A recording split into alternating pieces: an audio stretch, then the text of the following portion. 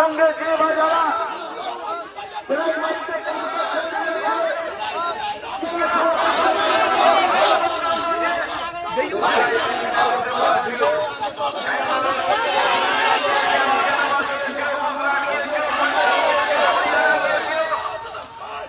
যদি আপনি মনে করেন আমার সন্তান বিএড কমপ্লিট করার পরে চা বিক্রি করবে, ঝালমুড়ি বিক্রি করবে, চপ বিক্রি করবে, রাখুন। যে গভর্নমেন্টে আছে তাকেই রাখুন, বারবার রাখুন, বারবার রাখুন।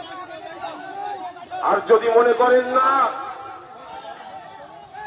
আমার সন্তানকে শিক্ষিত করার পরে তার হাতে কাজ দরকার, তার চাকরি দরকার, তার নকরি দরকার, তার ব্যবসা দরকার, তাহলে এই গভর্নমেন্টকে যত তাড়াতাড়ি সম্ভব গণতান্ত্রিক পদ্ধতিতে ইভিএম মেশিনের মাধ্যমে একে আগে সরানোর ব্যবস্থা করুন।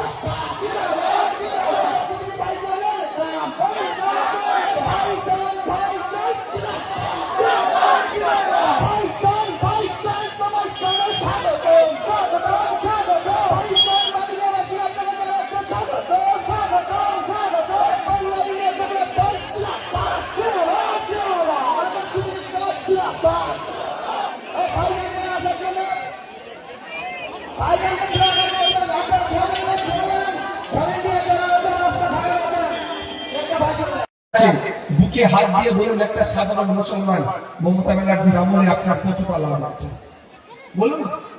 বলতে পারবে? বলতে তারাই পারবে যারা তোলাতুলি খায়, যারা কয়লা চুরি করে, বালি চুরি করে, গরু চুরি করে, তারা বলবে লাভবান হয়েছে। ঠিক একই ভাবে একটা হিন্দু সমাজের বাপ ভাই মা বোন হাত তুলে বলুন যে মোদী আসার পরে তার ব্যক্তিগত লাভ হয়েছে।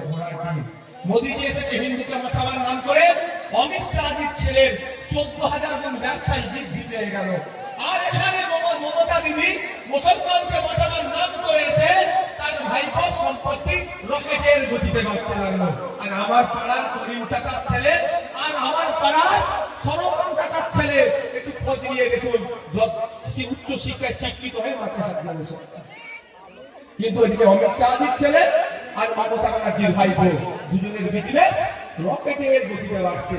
একজন মুসলমানকে বাঁচাচ্ছে, একজন হিন্দুকে বাঁচাবার নাটক করছে। এরা হিন্দু মুসলমানকে বাঁচাবার নাটক করছে, আপনাকে আমাকে বাঁচাবার নাম করে ওরা ওদের গদিকে বাঁচাতে চাইছে। তাই সময় এসেছে আমরা আমাদেরটা বুঝে নেব।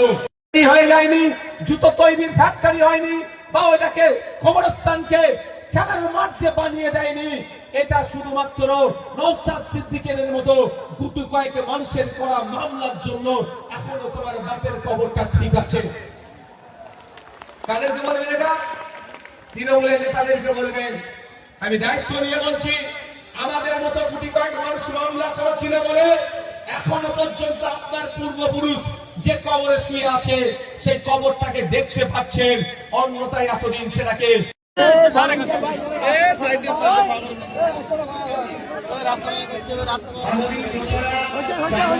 ফাঁকা কয় না। বিশেষ ঘোষণা ভাইজান নামছেন আপনারা, আমাদের ভলেন্টিয়ার সুন্দর